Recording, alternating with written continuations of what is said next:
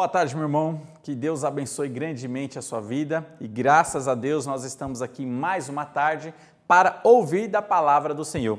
E o título que nós estudaremos agora essa tarde é Feliz a nação que ama a Israel. Olha, meus irmãos, feliz a nação que ama a Israel. Israel é um povo amado de Deus. Nós precisamos olhar para a Bíblia e enxergar Israel nos planos de Deus. Israel foi uma nação eleita por Deus. Evidentemente, hoje Israel está, vamos dizer assim, um tanto abandonada pelo Senhor, porque Israel rejeitou a Jesus Cristo. Então Deus deixou Israel de lado. Só que Israel não vai ficar de lado eternamente, é apenas temporariamente. Logo em breve, quando a igreja subir, Deus volta a trabalhar com a nação de Israel. É um povo amado de Deus. E o título é Feliz a nação que ama Israel. Meus irmãos, Israel foi eleito por Deus, foi uma nação que Deus criou, uma instituição criada por Deus. Quando foi que Israel surgiu? Nós podemos perceber lá em Gênesis capítulo 12, na chamada de Abraão. A partir dali, nós vemos Israel, embrionário, surgindo e logo depois formando-se aquela família grande, 12 filhos, 12 tribos e a nação crescendo e Deus trabalhando grandemente com essa nação. Gostaria de ler um versículo aqui, apenas para mostrar o amor de Deus pela nação de Israel. Deuteronômio, capítulo 7, versículos 7 e 8, dizem assim: Não vos teve o Senhor afeição, nem vos escolheu, porque fosses mais numerosos do que qualquer povo, pois eres o menor de todos os povos, mas porque o Senhor vos amava, e para guardar o juramento que fizera a vossos pais, somente até aqui. Olha, meus irmãos, Deus está falando claramente que eu escolhi a nação de Israel porque eu amava vocês e também porque eu sou fiel à minha própria palavra. Eu fiz o juramento a vossos pais. Quem são os pais? Abraão, Isaac, Jacó. Deus fez juramentos para esses patriarcas e Deus sendo fiel a ele mesmo e amando o povo de Israel. Israel é uma nação eleita e os planos de Deus para com a nação de Israel não vão falhar. Todos irão se cumprir à risca, como muitos já se cumpriram, mas ainda tem alguns para se cumprir. E evidentemente nós temos absoluta certeza que todos os planos e promessas de Deus para com a nação de Israel se cumprirão. Mas eu gostaria de jogar isso para as nações. O relacionamento com as nações com a nação de Israel vai influenciar na prosperidade dessas nações. Existem promessas na palavra de Deus que diz que a nação que ama Israel, que abençoa Israel, também vai ser abençoada por Deus. Meus irmãos, isso é fato. A palavra de Deus nos ensina isso. Vamos ver alguns desses versículos? Primeiro, vamos ver lá quando Israel surgiu. Deus, chamando Abraão, já conferiu bênçãos para outros povos, para aqueles que amassem a nação de Israel. Olha só Gênesis capítulo 12, lerei aqui do 1 até ao 3, que dizem assim: Ora, disse o Senhor a Abrão, sai da tua terra, da tua parentela e da casa de teu pai, para a terra que te mostrarei. De ti farei uma grande nação, e te abençoarei, e te engrandecerei o nome. Sê tu uma bênção. Abençoarei os que te abençoarem e amaldiçoarei os que te amaldiçoarem. Olha só que interessante esse versículo está falando, conferindo bênçãos ou maldições para outros povos, outras pessoas, outras nações, dependendo se elas vão abençoar Israel ou se elas vão amaldiçoar Israel. Meus irmãos, existem bênçãos específicas, é uma promessa de Deus de abençoar nações que amam a nação de Israel, mas atrapalhar nações que não amam a nação de Israel. Por exemplo, olha aí para os Estados Unidos. Desde a fundação do surgimento aí da nação dos Estados Unidos, nós percebemos que é uma nação que ama a Israel, né, que tem Israel nos seus braços, e a gente percebe uma nação bastante próspera. Evidentemente, as coisas estão mudando, as ideologias têm sido entrada, mas é uma nação que ama Israel, que assumiu um compromisso com a nação de Israel. Meus irmãos, nações que amam a Israel têm essa bênção do Senhor, são abençoados pelo Senhor. Vamos ver outros versículos para não ficar apenas nesse, mas perceber que tem mais versículos conferindo promessas nesse sentido. Vamos lá para Salmos. Salmos capítulo 122, versículo 6. 122, versículo 6, esse capítulo é uma oração para que se possa ter paz em Jerusalém. E o versículo 6, talvez considerado o versículo chave desse capítulo, diz o seguinte: orai pela paz de Jerusalém. Por que nós devemos orar? Para Israel, porque a Bíblia manda. Então, porque algumas igrejas oram pela nação de Israel, porque a Bíblia manda para que nós possamos orar pela nação de Israel. Algumas pessoas têm essa dúvida, por que orar por Israel, né? Não foi um povo que rejeitou a Jesus Cristo, mas nós temos esse mandamento na palavra do Senhor, para que nós possamos orar por Israel. Orar para que judeus se convertam a Jesus Cristo. E evidentemente, Israel ainda está no plano do Senhor, Deus vai trabalhar com a nação de Israel, né? Então isso é um fato que nós não podemos ignorar ou tentar tirar da Bíblia alegorizando, né? Então Deus tem planos para a nação de Israel, e o versículo ele diz: orai pela paz de Jerusalém, sejam prósperos os que te amam. Meus irmãos, existem bênçãos para aqueles que amam a nação de Israel, existem bênçãos para aqueles que amam Jerusalém, existem bênçãos para aqueles que amam esse povo eleito e amado do Senhor. Meus irmãos, as nações que amam Israel, existem bênçãos para eles, existe prosperidade para essas nações que amam a nação de Israel. E perceba, meus irmãos, Deus colocou a nação de Israel como uma pedra de tropeço para as nações que odeiam a Deus. A nação de Israel é uma pedra de tropeço, mas era uma pedra muito preciosa para as pessoas que amam a Jerusalém, para as nações que amam a nação de Israel. É uma pedra preciosa, a menina dos olhos do Senhor, e que nós possamos olhar Israel com bons olhos, que nós possamos olhar para essa nação como a nação eleita e escolhida por Deus. Olha só o que diz Zacarias. Zacarias capítulo 12, versículo 2 e o versículo 3 diz assim: eis que eu farei de Jerusalém um cálice de tontear para todos os povos em redor, e também para Judá durante o sítio contra Jerusalém. Naquele dia farei de Jerusalém uma pedra pesada para todos os povos.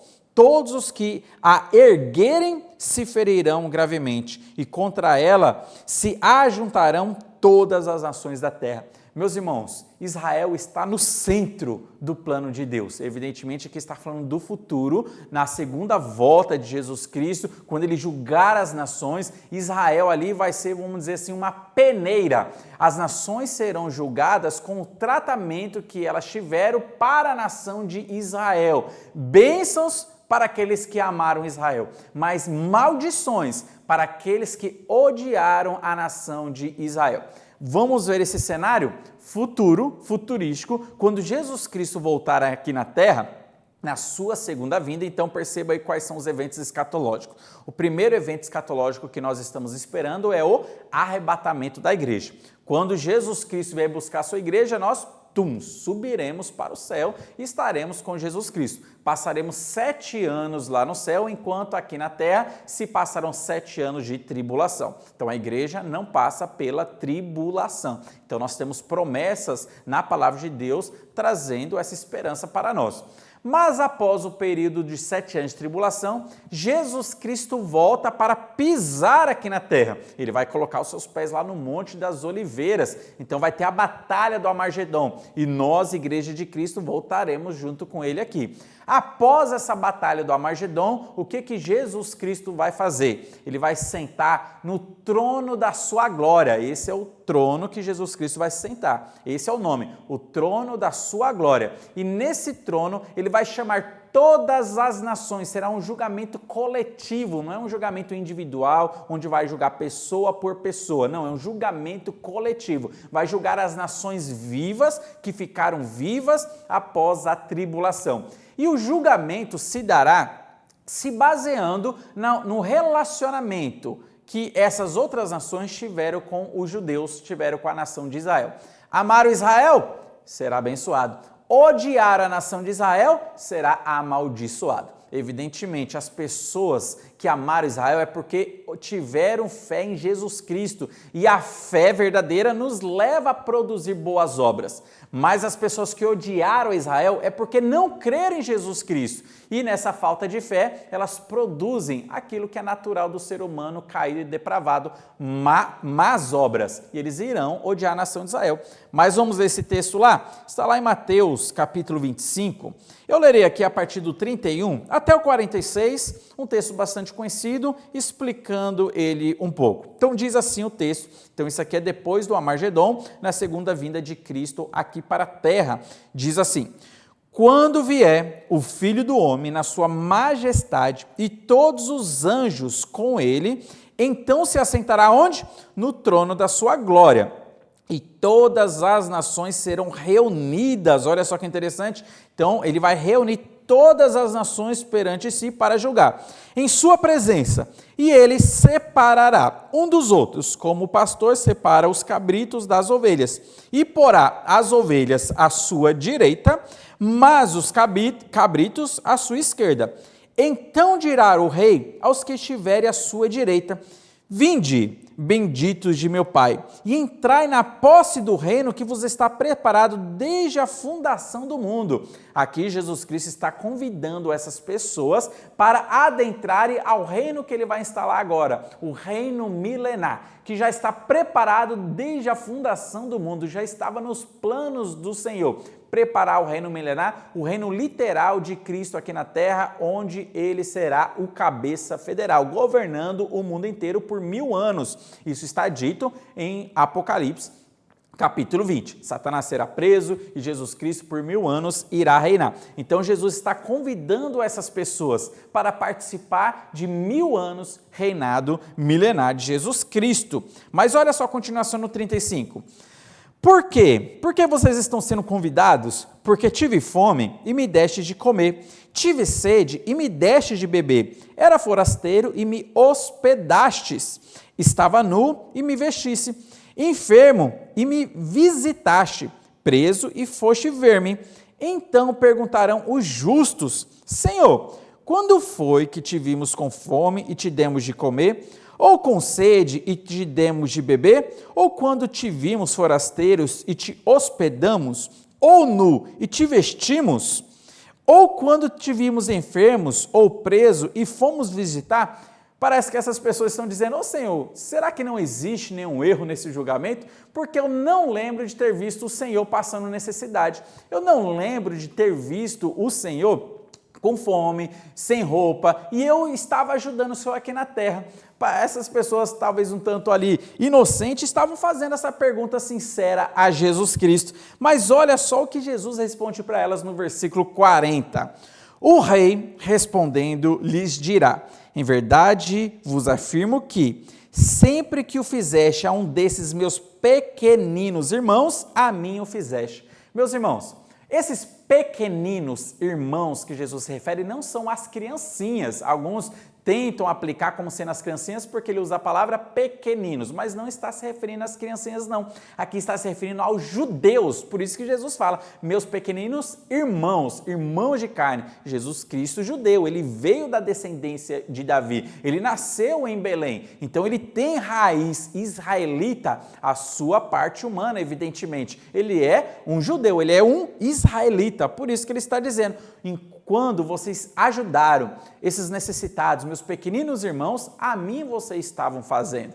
Meus irmãos, perceba o que Jesus Cristo está mostrando aqui. Os judeus, no período da tribulação, eles passarão perseguição, eles fugirão do anticristo, haverá uma perseguição feroz contra os judeus. Satanás vai tentar varrer Israel do mapa, tanto que no final da tribulação vai ter aquela batalha do Armagedon, onde Israel seria eliminado se não fosse Cristo aparecendo. E aí Cristo livra a nação de Israel. E muitas pessoas no período da tribulação estarão ajudando os judeus. Por quê? Creram em Jesus Cristo primeiro, rejeitaram o anticristo, perceberam que o anticristo não é uma pessoa boa, mas é alguém movido por Satanás e se arrependeram dos seus pecados no período da tribulação, creram no sacrifício de Cristo.